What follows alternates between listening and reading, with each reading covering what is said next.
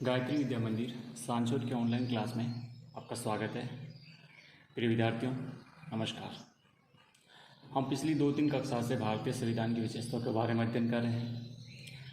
आज हम जो हमारे भारतीय संविधान की विशेषता है, एकात्मक और संघात्मक तत्वों का सहयोग, ये समझने का प्रयास कर रहे हैं। देखिए, भारत के संविधान में संघ शब्द के स्थान पर यूनियन ऑफ स्टेट्स समझना है कि हमारे भारत के संविधान में संघ शब्द के स्थान पर यूनियन ऑफ स्टेट शब्द का प्रयोग किया गया है। संविधान के पहले अनुच्छेद में कहा गया है भारत राज्यों का संघ होगा। देखिए, समझने के लिए आपने पिछली कक्षाओं में देखा एकात्मक शासन व्यवस्था और संघात्मक शासन व्यवस्था। एकात्मक शासन व्यवस्था का अर्थ यह होता है कि ऐसी शासन व्यवस्था जिसमें सभी शक्तियाँ किसी एक केंद्र में निहित होती है। सभी शक्तियाँ किसी एक केंद्र में निहित होती हैं। यहाँ पर यह समझें कि सभी शक्तियों का एक ही केंद्र बिंदु होता है, वो एकात्मक शासन व्यवस्था होती है। और संघात्मक शासन व्यवस्था वो होती है जिसमें संघ और संघ की इकाइयाँ अर्थात केंद्र और राज्यों के मध्य शक्तियों का विभाजन पाया जाता है, वो संघात्मक शासन व्यवस्था होती है। अब भारत के लिए एकात्मक और संघात्मक दोनों तत्वों का संयोग किया गया है। इतिहास गवाह है कि जब जब भारत में केंद्र की शक्ति कमजोर हुई है, भारत गुलामी की तरफ बढ़ा है। इसलिए हमारे संविधान सभा के सदस्यों का ये पूरा विश्वास था कि हमें एक ऐसा मजबूत और सशक्त केंद्र बनाना है कि जब भी राष्ट्र पर, देश पर संकट आए तो हम उस संकट का सामना करने के लिए या उस चुनौती का सामना करने के लिए हम एक मजबूत केंद्र अगर हमारे पास होगा तो हम सशक्त रूप से उसका सामना कर पाएंगे। इसलिए हमारे संविधान में एक विलक्षण विशेषता पाई जाती है कि एकात्मक और संघात्मक दोनों ही शासन व्यवस्था के तत्वों का सहयोग पाया जाता है। ब्रिटेन एक एकात्मक शासन व्यवस्था वाला राज्य है, वहीं अमेरिका की बात करें तो अमेरिका एक संघात्मक राज्य है। लेकिन भारत के संविधान में दोनों का मिश्रण पाया जाता है। अब देखिए, हम पिछले 2-3 कक्षाओं से यही संविधान की विशेषताओं के बारे में एक एक करके समझ रहे हैं। पहले ही समझते हैं कि संघात्मक जो शासन व्यवस्था होती है उसकी प्रमुख क्या विशेषता होती है। देखिए, संघात्मक शासन व्यवस्था होती है, उनमें सबसे पहली प्रमुख विशेषता होती है कि उस देश का संविधान लिखित होना चाहिए, अर्थात संविधान ही देश की सर्वोच्च विधि होता है। क्यों? क्योंकि स्वाभाविक है कि संघ और संघ की इकाई अर्थात जो प्रांत होते हैं उनमें स्वाभाविक किसी न किसी विषय पर कोई न कोई मतभेद होता है, टकराव होता है। तो संविधान में सब कुछ विभाजन होता है, अपनी अपनी शक्तियां विभाजन होता है, तो किसी प्रकार के ऐसे कोई बड़े संकट की आशंका नहीं होती है, उचित समाधान भी हो जाता है। इसलिए सबसे पहली प्राथमिकता है कि संघात्मक शासन व्यवस्था में लिखित संविधान होता है और संविधान ही देश की सर्वोच्च विधि होता है। दूसरा, स्वतंत्र और निष्पक्ष न्यायपालिका होती है, अर्थात जब कभी भी केंद्र और जो राज्य हैं इनमें कभी कोई विवाद होता है तो उन विवादों का निपटारा करने के लिए एक स्वतंत्र न्यायपालिका होती है। अब देखिए, एकात्मक शासन व्यवस्था वालों में स्वतंत्र न्यायपालिका होना जरूरी नहीं है, लेकिन संघात्मक शासन व्यवस्था वाले राज्यों में बिल्कुल जरूरी है, स्पष्ट है कि स्वतंत्र और निष्पक्ष न्यायपालिका होनी चाहिए। तीसरी विशेषता देखें, तीसरी विशेषता ये होती है कि संघात्मक शासन व्यवस्था में शक्तियों का वितरण होता है। ये शक्तियाँ केंद्र की हैं, ये शक्तियाँ राज्य की हैं। इस प्रकार से समझ सकते हैं कि संघात्मक व्यवस्था में ये विशेषता होती है। अगर हम भारतीय संविधान की बात करें तो स्पष्ट तौर से हमारा भारत का संविधान लिखित संविधान है, सर्वोच्च विधि है, अर्थात यही हमारे देश का सर्वोच्च कानून है। अगली बात, हमारे देश में स्वतंत्र और निष्पक्ष न्यायपालिका है, अर्थात हमारी न्यायपालिका में किसी भी प्रकार से कार्यपालिका या फिर अपने व्यवस्थापिका का कोई हस्तक्षेप नहीं होता है, स्वतंत्र और निष्पक्ष न्यायपालिका है। और यही नहीं, अगर हम शक्तियों के बंटवारे की बात करें तो हमारे संविधान में संविधान की 7वीं अनुसूची जिसमें शक्तियों का बंटवारा किया गया है, अर्थात उसमें अलग अलग सूची बनाई हुई है, संघ सूची, राज्य सूची, संवर्धित सूची, अवशिष्ट सूची। तो इस प्रकार से सभी विषयों का अलग अलग विभाजन अर्थात वितरण किया गया है ताकि किसी प्रकार का कोई विवाद भी नहीं हो पाता। तो ये हमने समझी कि भारतीय संविधान की ये विशेषताएं हैं वो कौन सी हैं, संघात्मक है। दूसरी एकात्मक व्यवस्था की मतलब विशेषताओं की बात करें तो देखिए, राज्य में जो राज्यपाल की नियुक्ति होती है वो राष्ट्रपति के द्वारा होती है अर्थात केंद्र के द्वारा। दूसरी, राष्ट्र हित में राज्य सूची के कोई विषय है, अगर कोई राज्य सूची में लिखा हुआ विषय राष्ट्र हित का है तो हमारी संसद को शक्ति है कि उपरोक्त विषय पर कोई कानून बना सकती है। इसमें राज्यों की भूमिका नगण्य रहती है कि किसी भी विषय पर अगर वो राष्ट्र हित का हो गया है तो उस पर कानून बनाने की शक्ति हमारे संसद को प्राप्त है आर्टिकल 249 के तहत। दूसरा, अगर किसी नए राज्यों का निर्माण करना है या वर्तमान राज्यों के क्षेत्रों या सीमाओं में या नाम में कोई परिवर्तन करना है तो ये शक्ति भी केवल हमारी संसद को प्राप्त है, न कि राज्य को। इसके अलावा हमारे संविधान में आपात उपबंधों का भी उल्लेख किया गया है। और यही नहीं, हमारे इस संघ से किसी भी राज्य को अलग होने का अधिकार भी नहीं है। हमारा जो उच्च सदन है राज्यसभा, उसमें भी हमने अलग अलग राज्यों का असमान प्रतिनिधित्व दिया गया है। हमारे यहाँ पर दोहरी नागरिकता नहीं है, दोहरी न्यायपालिका भी नहीं है, और जो अवशिष्ट शक्ति है वो हमारे केंद्र में निहित है अर्थात जो अवशिष्ट सूची के विषय हैं उस पर किसी प्रकार कानून बनाने की ये जो शक्ति है वो हमारे केंद्र को प्राप्त है। यही नहीं, भारत के जो राज्य हैं उनको हमारे संविधान से पृथक होने की शक्ति भी मतलब उनके पास वो किसी भी तौर पर हमारे संविधान से अलग यहाँ पर नहीं हट सकती।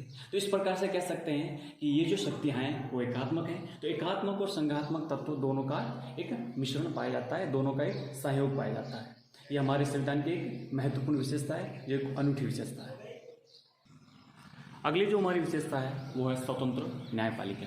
देखिए, पहले अभी मैंने आपको बताया एकात्मक संघात्मक तत्वों में आपको बताया कि भारत में स्वतंत्र न्यायपालिका है, सर्वोच्च न्यायपालिका है। देखिए, भारतीय संविधान एक स्वतंत्र न्यायपालिका की व्यवस्था करता है जो कि संघात्मक शासन प्रणाली की स्थापना के लिए जरूरी है। देखिए, भारत में मैंने आपको पहले बताया कि लिखित संविधान है, सर्वोच्च विधि है, शक्तियों का विभाजन है, केंद्र राज्यों में अलग अलग शक्तियों का वितरण है। तो स्वाभाविक है कि कभी भी किसी भी विषय पर, किसी भी मुद्दे पर, किसी भी संवैधानिक प्रश्नों पर राज्यों और केंद्र के मध्य प्रश्न या विवाद होना तय है। यहाँ फिर अगर एकात्मक शासन व्यवस्था में प्राय न्यायपालिका कमजोर होती है, तो अगर विधायिका या कार्यपालिका का न्यायपालिका में हस्तक्षेप हो तो हमें एक उचित न्याय की मतलब जो एक परिपाटी होती है उसमें थोड़ा एक प्रश्न चिन्ह पैदा होता है। लेकिन भारतीय संविधान की एक स्पष्ट और एक अच्छी विशेषता है कि हमारी जो न्यायपालिका है इसमें किसी प्रकार का कार्यपालिका और न्यायपालिका का हस्तक्षेप नहीं है। क्यों? क्योंकि हम एक संघात्मक राज्य और संघात्मक शासन प्रणाली के लिए बहुत जरूरी है। अब ये जो हमने विशेषता है, जो स्वतंत्र न्यायपालिका है, ये अमेरिकी संविधान से हमने स्वीकार की है। देखिए, भारतीय संविधान में उन सभी बातों का उल्लेख किया गया है जो एक स्वतंत्र और निष्पक्ष न्यायपालिका के लिए आवश्यक है। देखिए, क्यों?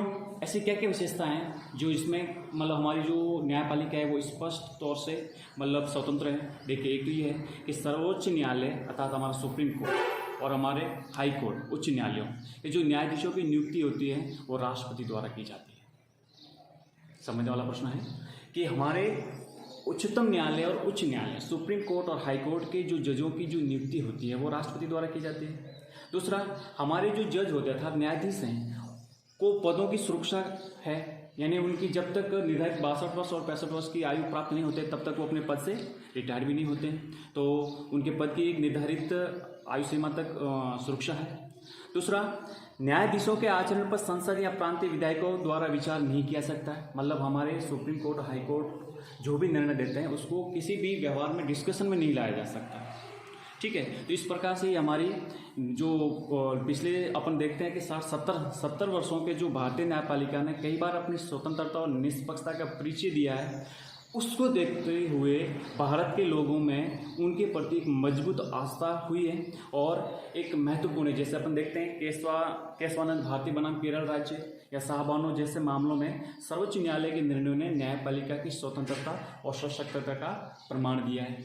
तो इस प्रकार से कह सकते हैं कि विश्व के प्रमुख देशों के लोकतांत्रिक देशों की जो एक न्यायपालिका है और उन न्यायपालिकाओं में भारत की जो न्यायपालिका है वो एक मजबूत अपनी एक अहम स्थान रखता है, क्योंकि भारत की न्यायपालिका ने जिस प्रकार के फैसले और जिस प्रकार से हमारे संविधान की सुरक्षा में अपनी भूमिका निभाई है वो अपने आप में एक अनूठी है और विलक्षण है। दूसरा अपन ये देखते हैं कि अमेरिका के संविधान से प्रेरित होकर हमारे संविधान के अंतर्गत एक विशेष हमने विशेषता स्वीकार की है, वो है न्यायिक पुनरावलोकन या जुडिशियल रिव्यू।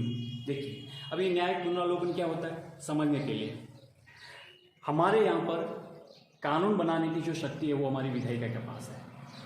कानून बनाने के बाद में जब लागू करता है वो कार्यपालिका करती है। लेकिन आपको ये भी पता है कि हमारे संविधान की रक्षा करने की जिम्मेदारी है, जवाबदारी है, वो किसके पास है? न्यायपालिका के पास। और संविधान की व्याख्या करने की जिम्मेदारी भी किसके पास है? न्यायपालिका के पास। तो हमारी विधायिका अर्थात व्यवस्थापिका द्वारा निर्मित कानून, अगर वो कानून हमारे संविधान का उल्लंघन करता है या कुछ सीमा तक हमारे नागरिकों के मूल अधिकारों को सीमित करता है, तो ऐसे कानून की दोबारा रिव्यू करने की जो शक्ति है वो हमारी न्यायपालिका के पास है, सुप्रीम कोर्ट के पास, हाई कोर्ट के पास है।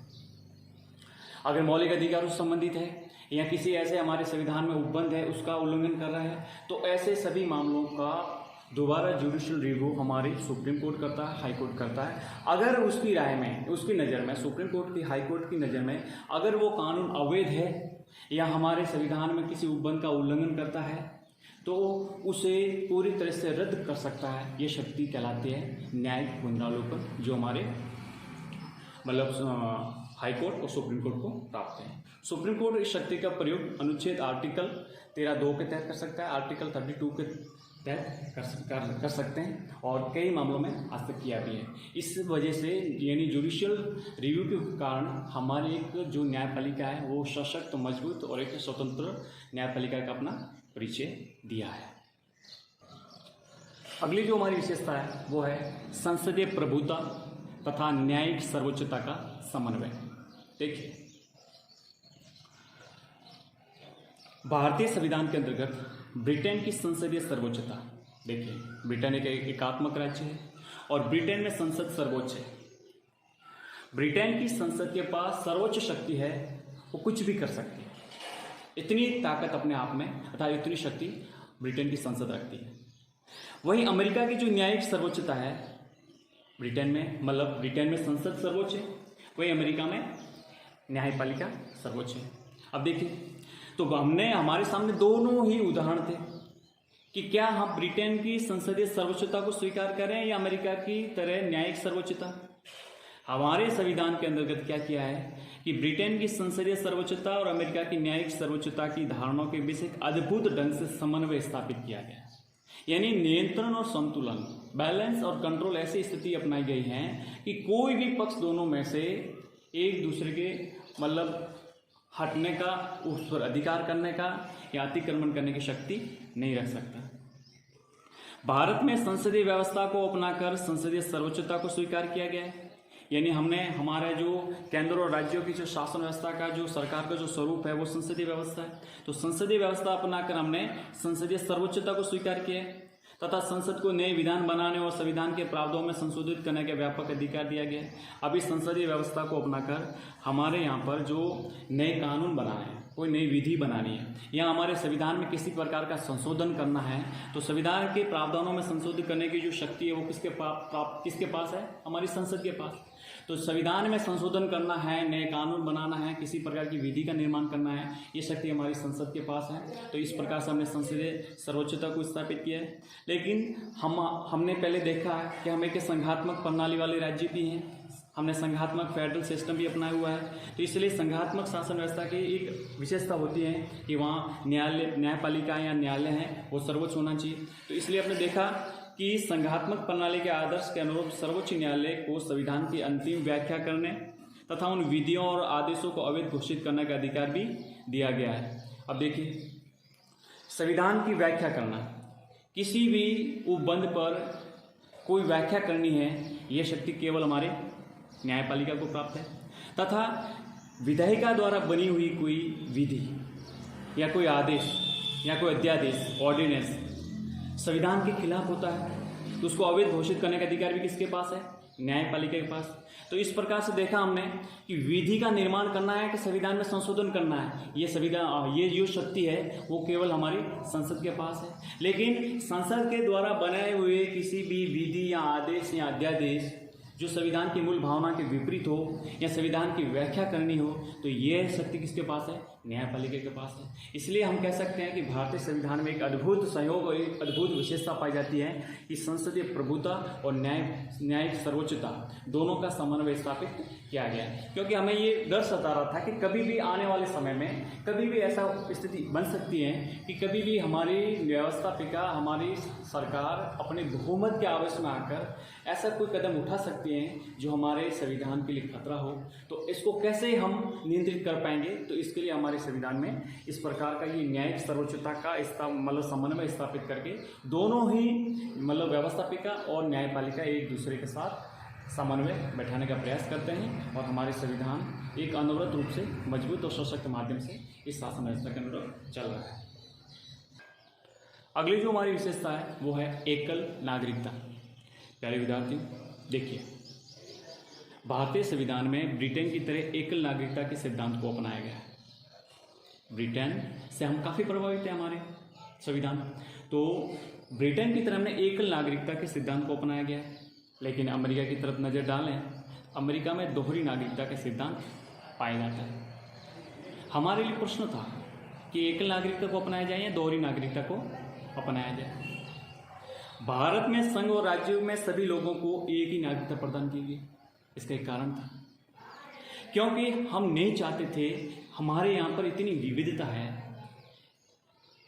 हमारे यहाँ पर इतनी विविधता को देखते हुए हमारी संविधान सभा के सदस्यों ने और उन्होंने ये तय किया कि राष्ट्रीय एकता और अखंडता को बनाए रखने के लिए ये जरूरी है कि हमारी जो पहचान है केवल भारतीय नागरिक होनी चाहिए। अब अमेरिका में क्या है? अमेरिका में एक संघ की अलग नागरिकता है और हर एक राज्य, जो वहाँ के 50 राज्य है तो 50 राज्य के लोगों की अलग अलग अपनी नागरिकता है, अर्थात वहाँ के राज्यों की भी अलग नागरिकता है और संघ की भी अलग है। वहाँ पर दोहरी नागरिकता पाई जाती है। आप कल्पना कीजिए कि अगर यही व्यवस्था भारत में लागू होती तो इसमें क्षेत्रवाद पनपता, हमारी राष्ट्रीय एकता अखंडता को चोट पहुँचती, क्योंकि स्वाभाविक है कि व्यक्ति अपने क्षेत्र के प्रति ज़्यादा वो लगाव रखता है। लेकिन ऐसा हमने नहीं किया, क्योंकि हमने, हमारे जो संविधान सभा के सदस्य थे वो दूरदृष्टि, उनकी बुद्धिमत्ता का प्रयोग करते हुए उन्होंने अपना इस प्रकार का प्रावधान किया कि भारत में जितने भी हमारा संपूर्ण भारत राष्ट्र में केवल हमारी पहचान, केवल हमारी आइडेंटिटी क्या होनी चाहिए कि हम भारतीय नागरिक हैं। इसलिए हम कश्मीर से कन्याकुमारी तक, आसाम से गुजरात तक, हमारी जो पहचान है केवल एक भारतीय नागरिक की है और पूरे भारत में एकल नागरिकता के प्रावधान को ही स्वीकार किया था। क्योंकि भारत में हर एक प्रकार से, कई प्रकारों से विविधता ज़्यादा है और विविधता में व्यक्ति अपने व्यक्तिगत हितों की तरफ अगर बढ़ जाए तो हमारी राष्ट्र की एकता के लिए बहुत बड़ी समस्या पैदा हो सकती थी। इसलिए आपको ये समझना है कि भारत में एकल नागरिकता के प्रावधान को ही स्वीकार किया गया और इसी के आधार पर आज हमारा एक सशक्त और मजबूत राष्ट्रवाद भी बढ़ा है और हम एक सफलता की तरफ भी बढ़ रहे हैं। अगली विशेषता के तौर पर देखेंगे हम वयस्क मताधिकार। देखिए, भारत में भारत का नागरिक जो 18 वर्ष की आयु प्राप्त कर चुका है उसे मत देने का अधिकार स्वतः ही प्राप्त हो जाता है। देखिए, भारत के संविधान निर्माताओं को या हमारी संविधान सभा के सदस्यों को यह तय था कि भारत में भारत के नागरिकों को किसी प्रकार का भेदभाव किए बगैर, अमीर गरीब, सामाजिक आर्थिक, किसी भी प्रकार से, कौन से वर्ग वर्ण से हो, कोई किसी प्रकार का भेदभाव किए बिना भारतीय नागरिक को एक वोट देने का, एक मत देने का अधिकार दिया जाएगा। चाहे वो निरक्षर है, साक्षर है, कितना पढ़ा लिखा है, क्या है, किसी भी प्रकार से कोई बिना भेदभाव किए उसकी पहचान ये है कि वो केवल भारत का नागरिक होना चाहिए और भारत के नागरिक होने के नाते उसे एक मत देने का अधिकार भी होना चाहिए।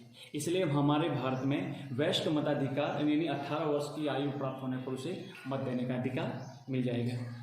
अब एक प्रश्न ये भी समझना है कि हमारे मूल संविधान में जो मत देने की आयु है या जो हमारी जो मताधिकार की आयु थी वो 21 वर्ष थी, किंतु हमारे संविधान में 61वें संविधान संशोधन अर्थात राजीव गांधी सरकार द्वारा ये 1989 में इसमें फेरबदल करके 21 वर्ष से घटाकर 18 वर्ष कर दी गई थी, ताकि ज़्यादा से ज़्यादा युवाओं को इस लोकतंत्र के महापर्व में भाग लेने का मौका मिले और एक गर्व महसूस कर सके कि मैं भी इस देश की सरकार बनाने में मेरी भी एक अहम भूमिका है। तो इस प्रकार हमारे यहाँ पर सभी मतलब 18 वर्ष के आयु प्राप्त युवाओं को, नागरिकों को ये मताधिकार प्राप्त है। अगली जो हमारी विशेषता है वो है आपातकालीन उपबंध। देखिए प्यारे विद्यार्थियों, मैंने आपको पहले ये विशेषता में बताया था संघात्मक इकाई तत्व में कि कभी भी संकट अवस्था में या संकटकालीन आपातकालीन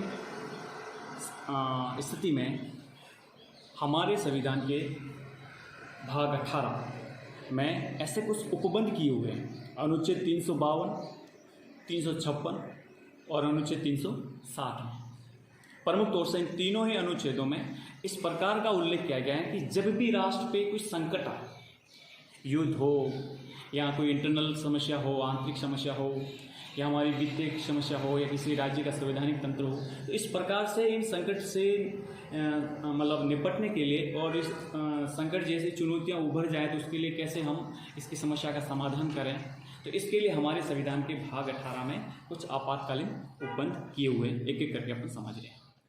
अनुच्छेद 352 में ये प्रावधान किया गया है कि युद्ध, बाह्य आक्रमण या सशस्त्र विद्रोह ऐसी स्थिति हो जाए तो उस समय अनुच्छेद 352 का प्रयोग करते हुए पूरे देश में राष्ट्रीय आपातकाल लगाया जा सकता है। ध्यान रखिए, अनुच्छेद 352 युद्ध, बाह्य आक्रमण या आंतरिक मतलब सशस्त्र विद्रोह ऐसी स्थिति हो जाए तो अनुच्छेद 352 का प्रयोग करते हुए देश में राष्ट्रीय आपातकाल या अपने इमरजेंसी लगाई जा सकती है। अब ऐसी स्थिति में क्या होगा? संपूर्ण शासन व्यवस्था राष्ट्रपति के अधीन संचालित होती है। पूरे देश में विधि निर्माण करना है, कोई निर्णय करना है, वो राष्ट्रपति के अनुसार होगा, न कि राज्य सरकारें।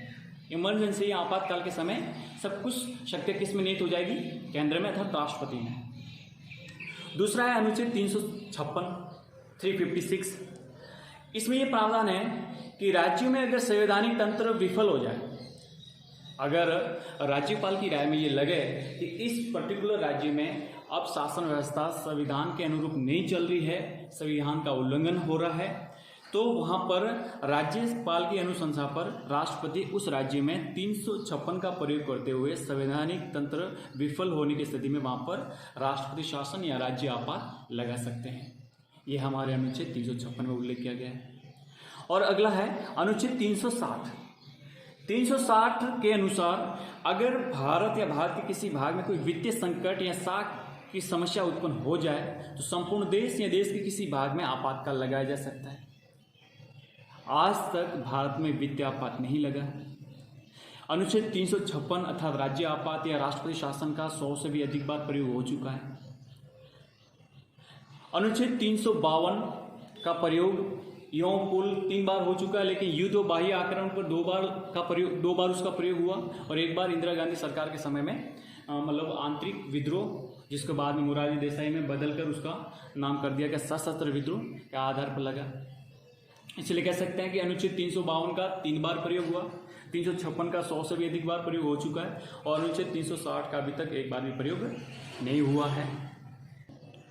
अगली विशेषता की तरफ बढ़ते हैं, वो यह है कि अल्पसंख्यक एवं पिछड़े वर्गों के कल्याण की विशेष व्यवस्था। हमारे भारत के संविधान में इस प्रकार की व्यवस्था की गई है कि हमारे समाज में कुछ वंचित वर्ग हैं, कुछ माइनॉरिटीज़ हैं, अल्पसंख्यक हैं और कुछ बैकवर्ड क्लासेस हैं, पिछड़े वर्ग हैं, उनके कल्याण की भी व्यवस्था हमारे संविधान के अंतर्गत की गई है। देखिए, भारतीय संविधान में अल्पसंख्यकों के धार्मिक, भाषाई और सांस्कृतिक हितों की रक्षा के लिए विशेष व्यवस्था की गई है।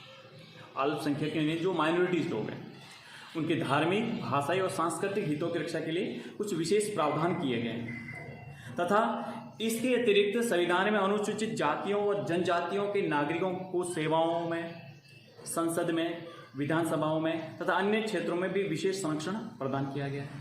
अब देखिए, अनुसूचित जाति व जनजाति को हमारे संविधान के अनुच्छेद 330 और 332 के तहत इनको लोकसभा और विधानसभा में आरक्षण प्रदान किया गया है। इसी प्रकार से देखते हैं कि हमारे संविधान के अनुच्छेद 338 में अनुसूचित जाति आयोग और 338A में अनुसूचित जनजाति आयोग का भी गठन किया गया है। तो इस प्रकार से इन सभी वंचित अल्पसंख्यक वर्गों के लिए भी मतलब ये हमारे संविधान में बंद कर रखें ताकि उनका विकास हो सके और समाज में समानांतर धारा पे आ सके। नेक्स्ट जो हमारी विशेषता है लोक कल्याणकारी राज्य की स्थापना। देखिए, हमने पिछले 2-3 कक्षाओं से भारतीय संविधान की विशेषताओं को पढ़ रहे हैं। हम सभी समझते हैं कि भारत में इन सब का जो हमारा एक सार रूप में कि एक लोक कल्याणकारी राज्य की स्थापना का जो हमने आदर्श देखा है वो हमारे संविधान की एक महत्वपूर्ण विशेषताओं है। देखिए, संविधान के जो नीति निर्देशक तत्वों में अनुच्छेद 36 से 51 में जब अध्ययन करते तो ये स्पष्ट हो जाता है कि संविधान निर्माताओं द्वारा संविधान के माध्यम से कल्याणकारी राज्य की स्थापना का आदर्श निर्धारित किया गया था। इनसे स्पष्ट होता है उनका जो मूल भाव है या सार है वो एक ही था कि भारत एक लोक कल्याणकारी राज्य की स्थापना हो ताकि भारत के रहने वाले नागरिकों जनता का सर्वांगीण विकास हो सके, उनकी मूलभूत आवश्यकता की पूर्ति हो सके। और इस हेतु केंद्र और राज्य सरकारें नागरिकों को जैसे पौष्टिक भोजन है, आवास है, वस्त्र है, शिक्षा है, स्वास्थ्य जैसी सुविधा उपलब्ध करवाएं, नागरिकों के जीवन स्तर को ऊंचा उठाएं, जहाँ तक संभव हो आर्थिक समानता की स्थापना की जाए, आर्थिक असमानता को मिटाया जाए। केंद्र और राज्य सरकारें संविधान में दिए गए लक्ष्यों को प्राप्त करने के लिए निरंतर प्रयत्नशील हैं और जिसके लिए नियोजन की पद्धति को भी अपनाया गया है। भारत में हर पंचवर्षीय योजना है, वार्षिक योजना है, इस प्रकार से निर्माण हो रहा है ताकि ज़्यादा से ज़्यादा हमारे देश में जो गरीबी है, जो समस्या है, उनसे निजात पाकर हमारे भारतीय नागरिकों का विकास हो सके और एक लोक कल्याणकारी राज्य की जिसमें समाज का कोई भी वर्ग पीछे नहीं हट रहे, सबका कल्याण हो और सबका अपना सर्वमुखी विकास हो। तो इस प्रकार से ये आदर्श निकलता है कि भारत एक लोक कल्याणकारी राज्य है। और अंत में हम देखते हैं विश्व शांति का समर्थन। देखिए, आज तक के भारत के इतिहास की तरफ देखा जाए कि भारत ने हमेशा से, सदियों से हमेशा विश्व शांति की बात की है, वसुधैव कुटुंब की बात की है, अर्थात वसुधैव कुटुंबकम के सिद्धांत को अपनाते हुए भारतीय संविधान में विश्व शांति का समर्थन किया है। इतिहास गवाह है, आज तक भारत ने किसी देश पे पहले आक्रमण नहीं किया और जहाँ भी कोई विवाद होते हैं, आक्रमण होते हैं, हिंसा होती है तो भारत शांति के मार्ग का अनुसरण करते हुए शांति की बात करता है, हमेशा से विश्व शांति की बात करता है। और यही नहीं, आप अपने भारत के जो नीति निर्देशक तत्व है उनमें जो अनुच्छेद 51 है उसमें स्पष्ट किया गया है कि राज्य का ये कर्तव्य है कि वे अंतर्राष्ट्रीय शांति व सुरक्षा तथा राष्ट्रों के मध्य न्यायपूर्ण व सम्मानजनक संबंधों की स्थापना करें। स्पष्ट कर रहा हूं मैं, राज्य का ये कर्तव्य है कि वे अंतर्राष्ट्रीय शांति व सुरक्षा तथा राष्ट्रों के मध्य न्यायपूर्ण सम्मानजनक संबंधों की स्थापना करें। मतलब सब कुछ आपस में कोई भी विवाद है तो शांतिपूर्वक और राष्ट्र के मध्य न्यायपूर्ण और सम्मानजनक तरीके से उस समस्या का निदान करें, हल करें। भारत न तो किसी देश की सीमा व आंतरिक मामलों में हस्तक्षेप करना चाहता है और न ही अपने देश में किसी देश के हस्तक्षेप को बर्दाश्त करता है। कहने का तात्पर्य है कि हम किसी भी देश के आंतरिक मामलों में दखलंदाजी नहीं करते और अगर कोई हमारे देश के आंतरिक मामलों में हस्तक्षेप करे तो हम सहन भी नहीं करते, हम बर्दाश्त भी नहीं कर सकते, हम उसका मुंह तोड़ जवाब भी देते हैं। ठीक है, तो इस प्रकार से हम शांति के एक पथ प्रदर्शक हैं, शांति के अग्रसर हैं। हम चाहते हैं कि पूरा विश्व हमारा एक परिवार है और हम सब अपना उन्नति, अपने विकास और अपनी समस्या है उनका निदान करके और पूरे विश्व स्तर को ऊपर मतलब एक प्रेम, भाईचारे और शांतिपूर्वक एक मतलब यूँ कह सकते हैं कि सबका विकास के लिए अपन कदम उठाने की ओर अग्रसर है। तो यह विश्व शांति का जो शांति का जो एक आह्वान करता है वो भी एक भारतीय संविधान की विलक्षण विशेषता है। इस प्रकार ही हमें पिछले 2-3 कक्षाओं में ये सब भारतीय संविधान की विशेषताओं को पढ़ा, समझा और भारतीय संविधान के बारे में हमने परिचय प्राप्त किया। ये जो विशेषता हैं अद्भुत हैं, अपने आप में अनूठी हैं और एक हमारे मजबूत लोकतंत्र की एक नींव के रूप में जानी जाती है। धन्यवाद।